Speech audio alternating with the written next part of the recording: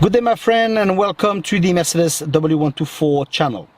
On today's video we'll be dealing with the fan heater. As you know, sometimes you are driving, you've got the ventilation on and comes an horrible sound.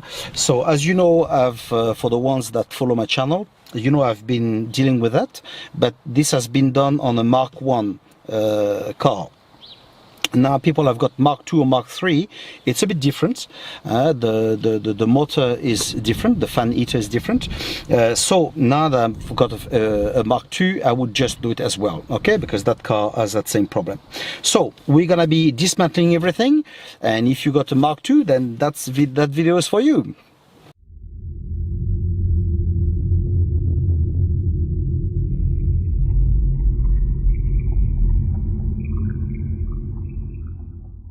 First off, we're gonna be removing the wiper that's here. So for this, we're gonna be removing that plastic cap that's there, and then we're gonna be using an Allen key number 5 to remove it. At the same time, we're gonna lubricate it a little bit because it's very hard. Okay, I've shown you that as well in a previous video.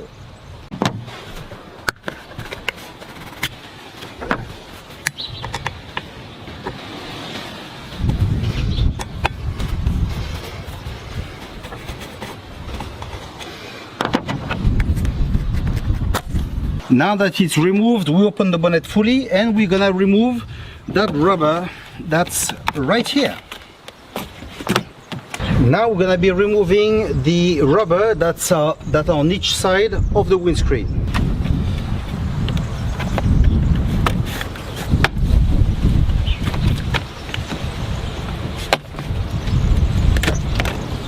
We will take that opportunity to clean the car at the same time, because there's quite a lot of dirt here.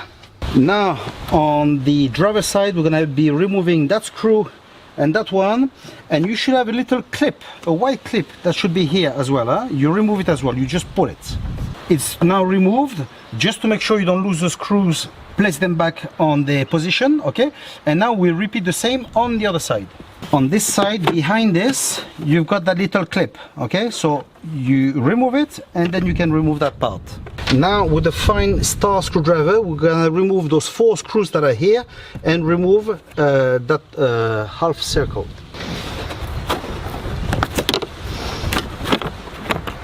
Now time to remove those 4 screws that are here, okay? We now remove that rubber here.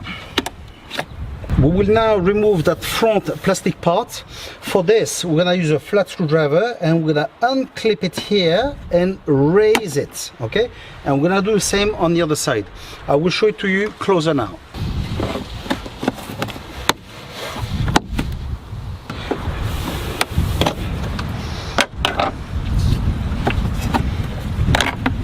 We now have those 2 plastic bits that are here. We're gonna unscrew it and remove them.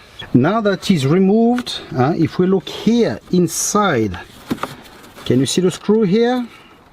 There's a screw that's here, there's another one that's there behind the cables, okay? So we're gonna remove those 2 now, and we should be able to remove this.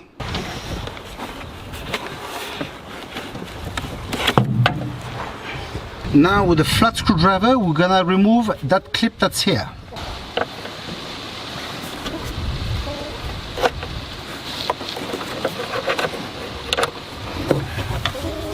Using a number 10 spanner, we're gonna remove those 2 bolts. We don't forget to remove that one that's here, it's number 10 as well. When we think it's done, no, we just need to remove this one on this side too, and then we can remove it.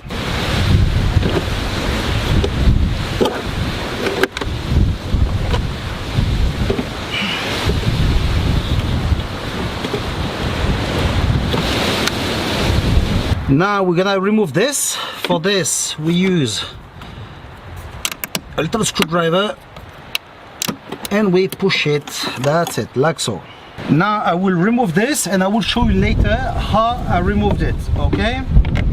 So we'll just put it up and we have access. So to remove that plastic cover, you see there are clips here, okay? There are 8 in total.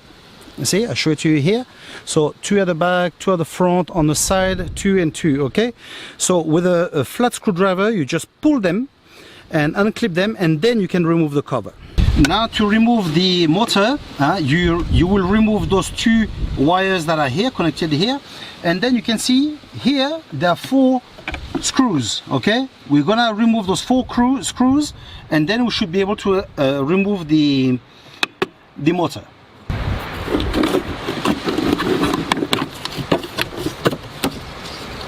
I now have the part with me, and that's definitely the culprit. We can hear it. So I thought I could do the same as I did with the phase 1 Mercedes, just lubricate it, etc., and get rid of the noise. But on this one that won't be possible. Why? Because when I move it, there's actually something very wrong here, so that part definitely needs to be changed. So anyway, as usual, I will place the part number on the video in case you want to change it. Anyway, what I will try to do, I will open it. So here on the top here, you see there's something here. You unclip it and you should be able to open it. Okay, so I will have a look at it anyway, but highly likely this needs to be replaced. I've checked the parts, and what are gone are the bearings. So obviously I've got 2 solutions: or I buy a new part, or I change the bearing. But now finding the bearings, dismantle everything, change them, it may be a bit of a pain, and to be honest, I've seen a brand new one at 60 euro delivered. So why should I bother, really?